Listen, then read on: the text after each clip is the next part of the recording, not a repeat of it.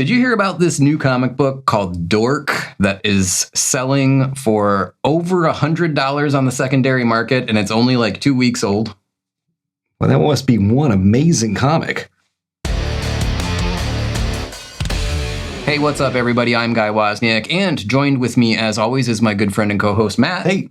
We are the Comic Book Guys, and we're going to talk about comic book prices, comic book speculation, the fear of missing out, Yes. and all of the craziness that surrounds, on occasion, brand new comic books that just shoot up in value. Yes. For no real explicit or apparent reason? Yeah, I think the cautionary tale here is don't get sucked into FOMO.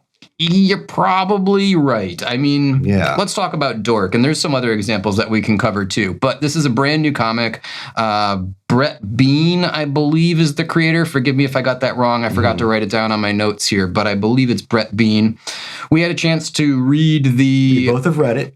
the first issue. Yeah. And, do you think it's worth $100, $150? Do you think? No. I mean, tell the people, what are we looking at here? No, it's not worth $100. No, absolutely not. The artwork is very cartoony, which is nothing wrong with that if it's in the right context, which I think it is in this book. I got this very strong impression this was written for kids.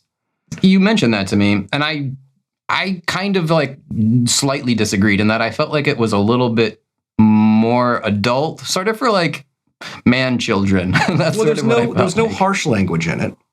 And there is violence, but it's cartoony. It's cartoony violence. Yeah. And it's involving mythical creatures.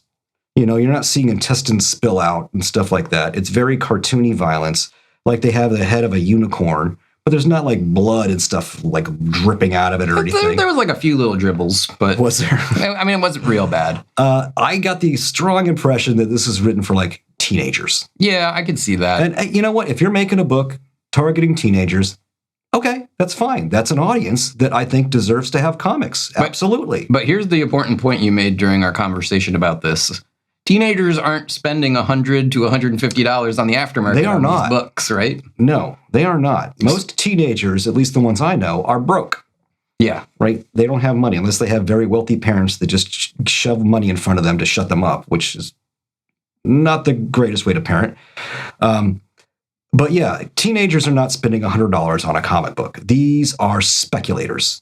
Speculators are paying $100 for a comic book. But why do you think this is? And first, let me actually preface this by saying that, like, it's not a bad book. Like, I read through it real quickly. Like, I don't want, not that the creator of the book would ever watch our little video or whatever, but I don't want him to think we're crapping on his book. It's a decent book. It's just not a book that I can understand why the hype is so high around it in terms of a value proposition. I don't understand the value proposition, and that's what I am, bashing, I guess. The book itself is fine. Yeah, I think it's a fine book for its target audience. Yeah. I'm not its target audience. That's fine. But why do you think that Dork #1 after 2 weeks is commanding such like actual like legitimate sales on eBay? Why is this happening? And again, we can talk about other comics in the past that this has happened to. It's not completely unheard of, but it's not a super common occurrence. But why this one? Why today? Why do you think? I think it's the speculators. It's fear of missing out and speculation. But what triggered them to be like, this is the one? I don't know. That's the thing I wonder. That is a super. Maybe there has been a lot of hype for this book, which good, great for you. I'm glad that there is a lot of hype for it, and it's giving credit to this writing and artist team and everybody involved in the making of this book. Good for you, man. But like I said, this is just not for me. It's not my cup of tea, which is fine. It's okay for things to be not to my taste, but to the taste of others. That's okay.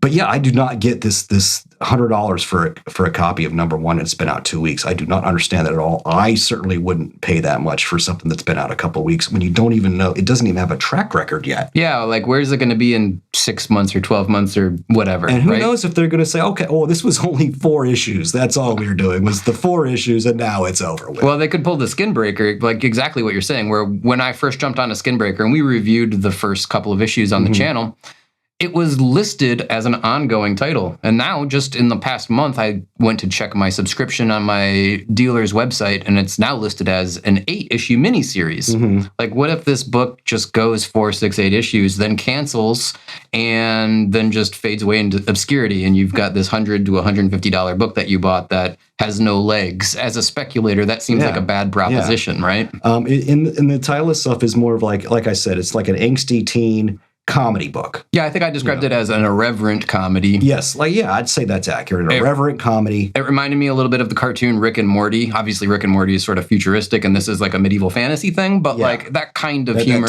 That tone. Okay. Yeah. I would agree with that. But yeah, I mean, I can't really think of a lot of like comedic comic books that have been around a long time and have maintained that kind of value. I mean, I can't think of really any. I remember back in the day, I was a big fan of Gru the Wanderer. Anybody remember Gru? Nobody remembers that. Well, it came out in the mid 80s, I want to say. And I used to read that, and it's funny. It's a really funny little stories about this, he's kind of like a Conan type character, but he's a complete imbecile. And he just wanders around getting into it, and misadventures and stuff. And it was really funny. But yeah, I just checked, and you could buy a #1 in good condition for like $10. Yeah. And yeah, believe it or not, there was no variant covers for Gru #1. It was just that one issue. And yeah, you could buy it for next to nothing. But this was back in the, mid 80s before like CGC and eBay and stuff like that. Yeah. But still today you can find a really decent graded copy for almost nothing.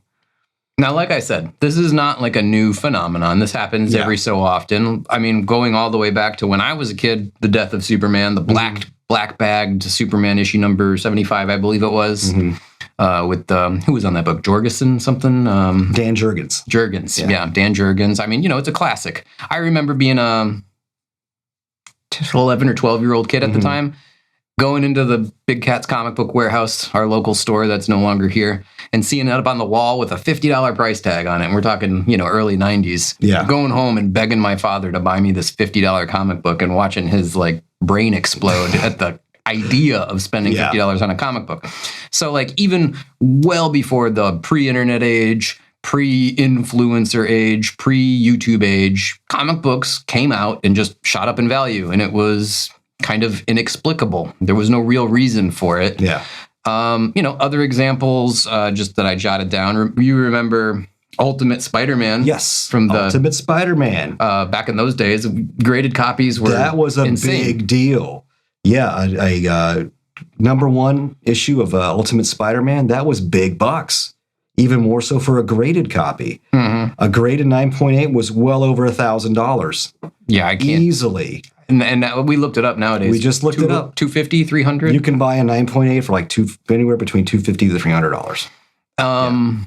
The Platinum edition of Todd McFarlane's Spider-Man. And that series went on for like 100-something issues too. It was out for like 10 years. Oh yeah. 130 It's a long or something. series, yeah. And it was Spider-Man. Yeah, and Spider-Man. So like I kind of understand why that, and then like I'd mentioned the Spider-Man #1, the Platinum version. There was all the different versions, the silver bag, the gold, second printing, blah blah blah. But the Platinum one, that was the one everyone wanted. That was a very limited release that only retailers got if they ordered a certain ratio or number of books. So there wasn't a ton of them out there. So that book was and still is actually quite valuable, quite expensive. What Spawn? Yes, that was one you mentioned earlier. Yeah, Spawn came out, and that was, oh my God, Spawn was just amazing when it came out. Everybody was all over it. You couldn't get enough Spawn.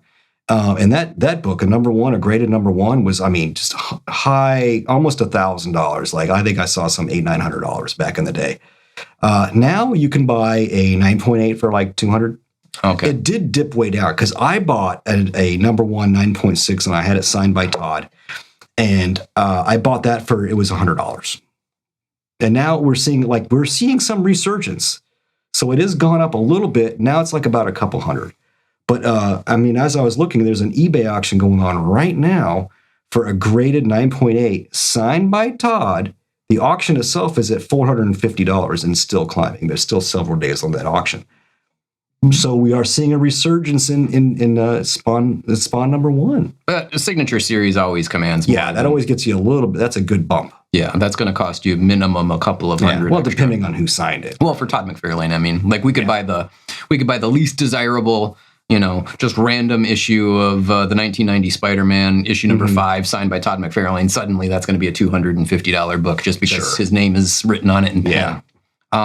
He does sign his name really cool too. Like it's like dripping blood. That's cool. I like what he puts thought into it. He's got like a whole bunch of pens, and he'll be like, "Oh, this cover needs the green pen. This cover needs the silver pen. This cover needs the black pen." I got him to sign my Spawn, and it's in this light green iridescent ink, and it like it's dripping. That's cool. That's pretty cool. Now, we have more current examples, like Absolute Batman went bananas. Yeah, bananas for that book. I mean, how much were the first dozen issues selling for? Or was it 10 or 12 that you found? I forget now, but it was not cheap. Bananas. Why? Yeah. So the reason we name all of these examples, and there's tons more, what's driving the interest? And I understand that Batman's a popular character, and some people like the story. I didn't personally, but I think people are thinking maybe they want to jump on to what's going to be the next big thing before it gets really out of control, and they won't be able to get any of them. Like anyone, they won't be able to get a Walking Dead number 1.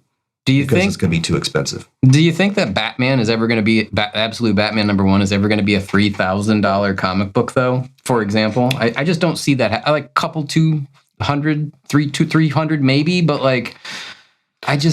what could happen in the world that would get enough people interested in it? Because that's what you need. You need way more people that want it than there are available copies of it. Well, you'd need what have to happen there? You'd need to have like a TV show or a movie based explicitly on Absolute Batman, probably, to drive up like the average person's interest in this. Like if let's just say hypothetically they made a new Ben Affleck Batman movie next year, that's not going to drive the value of this particular book, I don't think. Now, here's a question that I have for you, which we've discussed a little bit, and for you guys out there. What if, and I'm not saying that this is happening, but what if, let's imagine this comic book, Dork number 1, guesstimate, how many copies do you think they published or printed in the first run? Would you guess? Well, who made it? Is it an Image book? It is an Image comic. Okay, yeah, I thought so. I don't know, 20,000? Ballpark, I was going to guess maybe 5,000 to 10,000 even. Okay. But who knows, right? Well, The Walking Dead I know was like 5,000 issue run. Okay. So let's just guess. Let's just call it 10,000 and we're shooting in the dark here. Okay. But the reason that I bring up how many issues do we think they printed is because that's the supply. And then you have the demand. You have the other end, right? So more than 10,000 people want this book that was only produced in a quantity of 10,000. But here's the what if.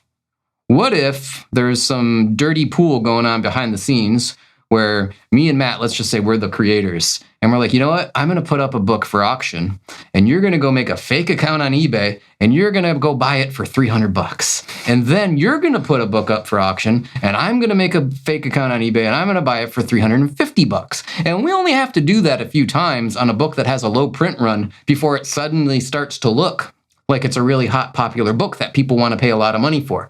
What if that was going on in some of these cases? And that's going to benefit their sales for the second issue, third issue. Of course. Second printings. Second printing's going to go crazy. I mean, I'm not saying it is happening. I am not even alleging that it's happening. I'm just saying, what if? Thought experiment. Could that be happening? I think it would be easy to pull off if you wanted to. I'm a fan of conspiracy theories. I am. I don't believe in most of them, but I like listening to them. That's like I love shows about Bigfoot. I don't think Bigfoot is real. Oh, no, he's real. I just love shows about people trying to find him. Yeah, that's so entertaining for me. But yeah, Expedition Bigfoot is hilarious. You should watch that. It is hilarious. I mean, they're talking into like lapel mics that aren't there. It's fantastic. They're talking into their button on their collar. Yes, it's fantastic. No, I'm gonna pass on that one. Oh, it's so good. And this one guy's explanation for all the crazy stuff is magic. Bigfoot can do everything. He can mind control people. He can shape change. He can make himself invisible. Oh, it's for delusional people. It's fantastic. Meanwhile, back in the world of reality. Sorry, that was a tangent. A bit of a tangent. Yeah, so that's a concern that I have when I see any book. We just happen to be talking about this Dork comic and a few others. And again, I'm not saying this is happening. I have no reason to believe it's happening. I'm just throwing out the idea that it, wouldn't be hard to pull this off if you wanted to. Well, now we're giving people ideas. I mean, hey. Maybe they never even occurred to them, and they're like, hey, that's actually not bad. If you're a small, I'm going to be honest. If you're a small independent publisher, and Image isn't, but this book might be a small book for them. But if you're a small independent publisher and you haven't thought of like, hey, how can I game the system and make this book look like it's more important or more popular than it is? Like, you might be in the wrong business. And I'm not saying you should be scamming people like this, but you should be thinking of all the angles and being like, well, okay, here's a shady idea, but maybe we could spin this into a less shady version of it. I'm sure people have thought about it, but if I'm the one that just cracked the code on how to scam the world on selling low print run comic books, cut me in at least. But yeah, I just don't know if I trust when I see a book that's just going bananas on fire price-wise for no real particular reason. That makes me wonder what's going on here. Why suddenly is there so much interest in this? I mean, it's not like they said, hey, we're going to make a show about this character or anything. It's only 2 weeks old. Yeah, and you don't know where the story's going. What if it took a nosedive abruptly in like the third or fourth issue, and like the artist left or the writer decided not to do it anymore? Maybe it was a bait and switch, the writing and artist team. They do that sometimes where they bring in some big name for the first ones. Image isn't guilty of that. Marvel is guilty of that. Marvel's super guilty of that. Yeah, like when they brought in Mark Silvestri on a new Thor book for like 2 issues. Yeah. Ugh. But I don't think that's going to happen here. But I mean, you never know, So now here's speculating on a book that's that new is just seems really crazy to me. It's risky at a minimum. And here's my solution to this problem. And I'm going to share it with you guys because I think, number one, if you just like collecting comics, new comics we're talking about, the monthlies, right? Like, do whatever you enjoy. But if you're doing it because of the FOMO, if you're like, I'm buying 20 and 30 and 40 issues every month because I'm afraid I might miss out on the next Absolute Batman, or I'm afraid I might miss out on the next Dork, here's my solution. Don't get any of it. And then when one of these books comes along, you can afford to spend the $100 or $200 on it. And the amount that you saved by not buying 30 or 40 books a month that you thought would hit. Yeah, all those are going to be misses, except this one that you would have caught, right? You're going to save so much money on all of those misses that you can buy that one or two every now and then, and you're going to be way, way ahead of the game. That's just recently what I decided to do. I dropped almost all of my monthly titles, and let's say something comes along like Conan, right? I'm reading Conan the Barbarian. It's a great title. Great book. If you're not reading Conan by Titan, you need to be reading that. Yeah, it's phenomenal. Yeah. But I didn't jump onto it until issue 15 or 16. Yeah. And I said, man, I really prefer the singles over the trade paperback. So I had to go back and buy the singles, and I probably got close to $200 into the first 4 issues. Yeah. Well, if I was buying 20 books a month at $5 a piece, I mean, real quick, I've already spent hundreds and hundreds of dollars. And yeah, I would have had these ones, but I would have had a bunch of junk I didn't really want or need anyway. Yeah. So I'm ahead in the end by going back and buying these issues when they're more expensive and not buying everything all at once. Yeah. So it makes it a bit of a bargain. What you're saying. I mean, why spend all your money on something you don't know whether it's even going to be good or not? Wait till you find out if it's good. Wait till you find out if it's good. And then buy it. Yep. And the stuff that maybe it was going to be good, it turns out to be garbage. Yep. You didn't waste your money on it. So yeah, I kind of get what you're saying. And I think a lot of that, for me anyway, was driven by the if I miss it, I'm going to be upset. If I miss it, I'm going to have to pay more for it. Yeah. I'm not going to have to pay more for it because all the stuff that I got that was kind of garbage, and let's be honest, most of the current comic books, at least in my experience, that I have purchased have kind of been garbage anyway. Yeah. Well, I saved all of that money, and now it's like, oh, Conan came out, and I missed it 6 months ago, and it's going to cost me $50 to get issue number 1. Oh, well. Who cares? Yeah. That's 10 $5 comics I didn't buy already. Just goes towards that. Yeah. No big deal. Yeah. Or maybe spend your money on an older series that's been out for a while. This is actually a great idea. I was telling Guy about this earlier. 100 Bullets. 100 issues. 100 Bullets. Ran for 100 issues. It's a fantastic, fantastic series. I could not recommend it enough. It's by Brian Azzarello. On the artwork is Eduardo Rizzo. And Dave Johnson does all the covers. Writing, artist, cover team is the same, the entire series, all 100 issues. It's a fantastic run. I cannot recommend it enough. You can buy a number 1 in good condition for about $25. Never mind that. You went and looked up. You could get the whole series. Mm-hmm. Yeah, you can get the whole series. One guy had the entire series for like $175. $150, I think. Was one with 150? I think you said 150. No, the 150 one, he was missing the final issue. Okay, you got to buy one. But then there was somebody else that had every one of them for $175. Yeah. So that's if you've never read 100 Bullets, I cannot recommend it enough. It's for a mature audience. It's not for little kids. Right. But it's a fantastic run. I mean, look it up yourself. Everybody sings nothing but praise for the entire series. Yeah, definitely. I don't understand why they haven't done something with it yet. There's no superheroes in it or anything. So, there's a lot of gun violence. It's kind of like a Sin, for sure. It's kind of like a Sin City sort of vibe. Well, the concept is so, it's really, really good. I'm not going to spoil it for anybody that might want to read it. But yeah, I would absolutely pick it up. And you know what? You check out other people, maybe some friends of yours or whatever have read it. Look up reviews for it. People have everyone sings nothing but praise for 100 Bullets. So yeah, you could definitely have 100 comics to read and get the individual issues for like, $175. That's a bargain. Or if you want to get the trades, you could do that too. I like having the individual comics over trades. Same. That's just me. Yeah, same. That's just me.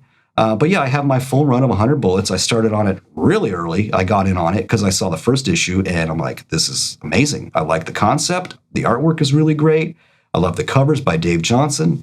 Yeah, great stuff. I couldn't recommend it enough. And yeah, I'd rather spend my money on an older series that's been tried and tested. I'd rather put my money there, knowing I'm going to have a good read in front of me. And than on a book that I'm taking a gamble on, Yeah, another example. And you know what? Who says in a year you can't pick up Dork #1 if it turns out to be this massive hit? You pick up a number 1 for, again, $25. It might, it could maybe, tank. Who probably. knows? My guess is it's not going to be maintaining $100 to $200 prices for the long haul. But who knows? If I knew the answer to this, I would have made $1 billion in the stock market. I don't think it's going to be an Ultimate Spider-Man #1 kind of scenario. I don't see that. But my advice is just wait. And again, so there's two types of collectors here. There's the collector that just wants to be the speculator and they want to buy the hot book and they want to collect for value. And we're not talking to those people because we're not those people. That's not what we do. Not anymore. So we're not really in a place to offer you suggestions or advice or anything. But if you're the reader type like us, try reading series that have been out for a long time, like Matt suggested, that are just pick up some solid. Old Ed Brubaker stuff.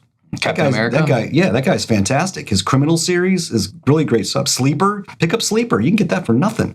I found that at a used bookstore, the entire run for like $10. I just started great series. I just started collecting and reading a book from my olden days called Poison Elves, which I don't know. I got 30 or 40 issues of it. They were all around $1 or $2 per issue. Very cheap, very affordable. Yeah, what was crazy to me is that I could see people selling individual issues of 100 Bullets for less than what you could buy a new comic for. Yeah, which I was stunned for someone that's never read 100 Bullets before. That's a gold mine of just great stories right there for you. And then the other big suggestion, and I think for me this is the answer, that just wait to find out. If you think you're going to like the book, you don't have to buy it on day one or week one. Wait until a few issues. Wait until 6 or 8 or 10 issues are out. Wait and find out if it's actually going to be good. And then if it costs you a little bit more because you waited, well, think about all the ones you passed on because you waited on those too. Or maybe you're one of those people that, you read a solicit about it and said, hey, this looks good. And you got on it right away. So you only paid cover price. Hey, good for you, man. Awesome. That's the tricky part, though, because I fell into that trap of like, oh, this looks cool. I'll get it. This looks cool. Next thing you know, I've got 20 and 30 titles. Yeah, that's happened to me. And that's what I'm trying to avoid. Everything looks... we have to pre-order off the preview catalog. Yeah. And have our comics mailed to us. So I'm not getting a book until, 3 months after I've ordered it. So by the time I'm getting the first issue, I've already pre-ordered like 3 or 4 of other issues of the same title. So that's a problem. We're throwing money away. Like a lot of times I'm throwing money away on a series that sounded good in concept, but then I get it. I'm like, ugh, this is terrible. Well, here's an example. The Punisher Red Band that just came out, which I thought, again, this happened to me where it was initially listed as an ongoing series and then come to find out it's going to be a 5-issue miniseries. Oh, come on. I don't want to buy miniseries books or series or whatever. Generally speaking, I try to avoid them. They're usually not very good. So when I found out, like, oh, I'm 4 issues deep in this. And usually nothing of much significance happens in a miniseries. Yeah, they're almost always little filler stories. Yeah. I mean, there's exceptions, of course. Someone's going to be like, what about Secret Wars? What about Infinity Gauntlet? We get it. There's exceptions to every rule. But I mean, look at like The Dark Knight Returns. Yeah. I mean, obviously. But we could cherry pick the 5 or 10 or 20 really amazing miniseries and compare them to the thousands and thousands of like terrible miniseries. Like, who remembers Jack of Hearts? I don't know what that is. Exactly. No. Yeah. But moral of the story is, they pulled the old switcheroo on me, and I'm, now 4 issues deep into this, and it's like, oh, just kidding. Here's the last one. I was like, well, what did I waste my money on this for? And on top of it, it wasn't even a particularly good story to begin with. But I just bought it because it's like, oh, this is the Punisher. If I had just held off and I was like, okay, well, if you held off and it's worth $50, then what? Well, then I'll buy it for $50. And if it's good, I'll be happy about it. It doesn't matter. Yeah. Not Terminator. Transformers is another example. I didn't get on Transformers early. I picked up issue 25 recently, and I've got 26, 27, 28. It's pretty good. If I want to go back and buy the first 24 issues, which I might do, it's going to cost me $300 to $400. Man. Oh, well. I mean, like, it is what it is, you know? Don't get me wrong. I love me some Transformers, but I like the cartoon from back in the day. Yeah. Comics, Transformers, I'm not a big fan of. It's not something I'm really interested in. Well, I mean, if you think about 24 issues at $5 a piece. I mean, I hear great things about the Energon Universe stuff. Yeah, look, it's just fun. Not my cup of tea. Yeah. No, I'm not saying you should. But yeah, if you enjoy it, hey, all right. That's the thing. Everybody has their own taste, man. But my point is like, if I go back and buy these 24 issues, it's going to cost me, let's just say $400. Yeah, that's more than $10 an issue. Yeah. That's a lot more than cover price. But again, I didn't buy a bunch of other stuff that you wasted your money on. I wasted money on. I just spend my money on the thing that's good. What you're saying. Yeah, that makes sense. Yeah.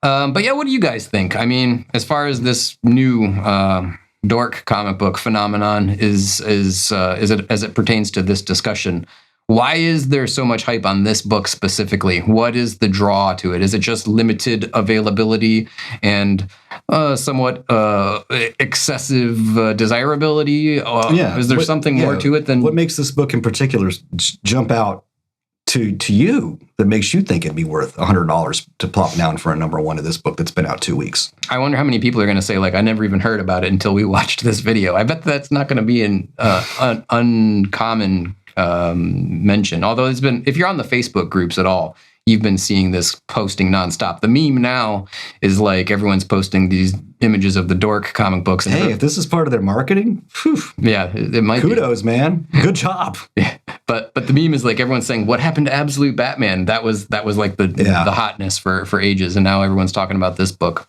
Yeah, maybe they have a great marketing team. I mean, that's possible. Yeah, I'm not, like I said, it's an okay book. I'm not, Marvel, DC, hire them. Yeah, right.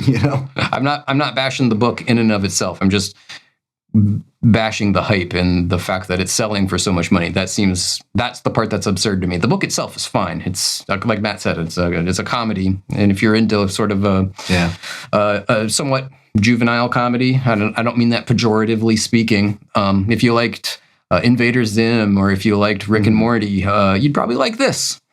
It's just not for me. Yeah. But I mean, the last comedy book I picked up was called My Bad from Ahoy Comics. That was funny. I actually laughed out loud at some of that stuff. That was some pretty funny stuff. My Bad by Ahoy. One of the main characters was this guy, the Chandelier. The Chandelier. He was like a Batman type. He was a wealthy industrialist or whatever that had a big mansion, and he would go out at night as the Chandelier. But his family made all their wealth from light fixtures. They were a big light fixture company. So he would wear this costume, and around his head was like this like chandelier. It was funny. And one of his nemesis was this guy, Emperor King, and his little sidekick was Acid Chimp. And all they would do is just pour acid on random stuff. This was a good guy? No, that Emperor King was the bad guy. Oh, that was the bad guy. Yeah, with his sidekick Acid Chimp. Jesus Christ. He would try to keep taking away his acid, but Acid Chimp would just had acid stashed all over the place. If you haven't read My Bad, pick it up. You'll get a laugh. How old is this?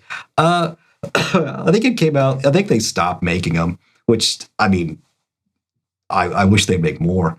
I would say like 5 years ago. Wow. Probably. Yeah. Okay. They had a table at MegaCon last year. I didn't buy anything from them because all they were selling were all the trades, and I had everything because I was picky. I picked it up from the beginning. So I didn't have to. They didn't have anything I hadn't read already, so I felt bad for not picking up. I'm not going to give away my money. Yeah, it's not a donation. But yeah, it's been out for a while. But I don't know if they're making. I haven't seen any solicits for any new stuff. But yeah, My Bad. Check it out. It's funny. What about? I don't know if. What's the name of it? Oh yeah. Would you consider this book kind of a comedy? And it's a little bit of a different tone. But what about Kick-Ass? That was kind of a comedy, right? I had some humorous stuff in it. Yeah, it wasn't like a serious superhero book. It was more gritty humor. Definitely. More, actually, violent humor and stuff. A lot of stuff like that in there. I never read the books. I saw the movies, but Hit Girl, of course, this little girl, cussing like a sailor, and slicing people up. I mean, that was like, a little satirical in its own way. Yeah. All right. Well, let's put a bow on this one and call it a day. And let us know in the comments what you guys think about this whole thing of, comic book pricing, the FOMO speculation. Let us know what you think about our ideas of like, hey, here's some better options. Why is Dork $100? Why do you think so? I mean, I think it's speculation. That's it. Yeah, but what's driving it? That's the real thing that I just don't understand. Maybe someone can tell us. But hey, that'll do it for this one today. As always, I want to say thanks for tuning in and watching. And as we usually say, keep collecting comics, keep watching our videos, and hit that like and subscribe button. And until the next one, bye now. Bye.